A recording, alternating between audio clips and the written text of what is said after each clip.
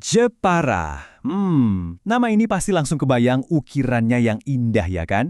Tapi tahu nggak sih, di balik seni itu tersimpan cerita yang jauh lebih besar. Cerita tentang ratu pejuang, armada laut yang dahsyat, sampai revolusi pemikiran. Yuk, hari ini kita bedah bareng-bareng 3 jiwa dari kota pesisir yang luar biasa ini. Jadi, pertanyaannya gini, gimana ceritanya satu kota yang sama bisa melahirkan 3 hal yang sepertinya beda banget?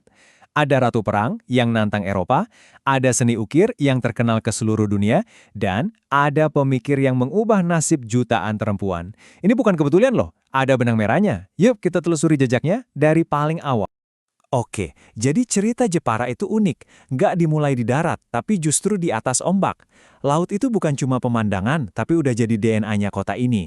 Dari sinilah semuanya datang. Kekayaan, kekuasaan, dan ya, ide-ide baru yang dibawa para pelaut. Nah, ini yang menarik banget. Nama Jepara itu sendiri udah ngejelasin semuanya. Datangnya dari kata ujung para, artinya yaitu daratan yang menjorok ke laut. Jadi ini bukan sekedar nama, tapi semacam deskripsi geografis. Dari namanya aja udah kelihatan kalau Jepara ini takdirnya emang jadi gerbang maritim yang super penting. Jauh sebelum kita kenal Jepara karena ukirannya, kota ini tuh ibaratnya garasi kapal perang buat kerajaan-kerajaan besar di Jawa. Kayu jatinya yang super kuat itu jadi tulang punggung armada Medang, Majapahit, sampai Demak. Dan dari pelabuhan inilah, seorang panglima hebat, Pati Unus, berani banget mimpin armadanya buat nantang Portugis di Malaka. Jadi Jepara itu udah jadi pemain kunci dari dulu banget. Tapi puncak kejayaan Jepara di lautan ini, uniknya gak dipimpin sama raja atau sultan. Justru, kekuatan maritim yang disegani di seluruh Nusantara ini lahir dari tangan seorang ratu. Kenalin, Ratu Kalinyamat. Di zaman ketika dunia itu didominasi kaum pria, beliau ini berhasil membangun Jepara jadi raksasa maritim. Kekuatannya itu sampai bikin gempar dari Malaka hingga ke Maluku. Coba deh bayangin, Ratu Kalinyamat ini ngirim puluhan ribu prajurit dan ratusan kapal buat nyerang Portugis. Dan itu nggak cuma sekali, tapi 2 kali. Dia juga pinter banget bangun aliansi sama kesultanan-kesultanan lain, bikin jaringan dagang yang kuat di seluruh kepulauan. Di bawah kepemimpinan dia, Jepara itu jadi pusatnya politik dan militer. Keren banget kan? Singkatnya, yang beliau pimpin itu bukan cuma sebuah kota. Beliau menciptakan apa yang disebut sebagai negara pesisir yang mandiri, berani, dan visioner. Buat dia, Jepara itu bukan cuma titik di peta, tapi pusat dari sebuah dunia. Tapi gimana jadinya kalau kekuatan militer itu direbut? Apa yang terjadi waktu kapal-kapal perang itu nggak boleh lagi berlayar? Apa Jepara bakal hilang di telan sejarah? Ternyata, enggak. Mereka justru menemukan cara baru untuk berjuang. Jadi, waktu masa kolonial datang, kekuatan politik Jepara emang menurun drastis. Tapi, keahlian orang-orang Jepara dalam mengolah kayu yang dulu dipakai buat bikin kapal perang, itu nggak hilang. Keahlian itu ditransformasikan. Ketika pedang dan meriam nggak lagi jadi pilihan, mereka ambil alat lain, pahat. Transformasinya ini benar-benar luar biasa loh. Skill yang sama yang dulu dipakai buat membangun armada perang Ratu Kalinyamat, sekarang dialihkan buat menciptakan keindahan di rumah-rumah. Ukiran jadi kayak bahasa baru mereka, jadi cara mereka buat mempertahankan identitas di tengah tekanan dari luar. Tapi cerita Jepara nggak berhenti di kayu dan pahat.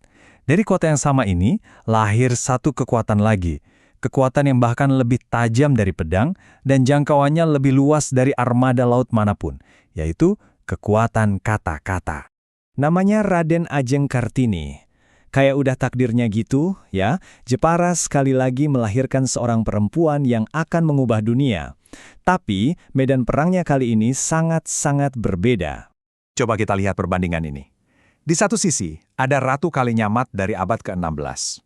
Berjuang pakai armada kapal. Kekuatannya itu fisik, eksternal, diproyeksikan ke seberang lautan. Terus di sisi lain ada R.A. Kartini dari abad ke-19. Berjuangnya pakai kekuatan ide.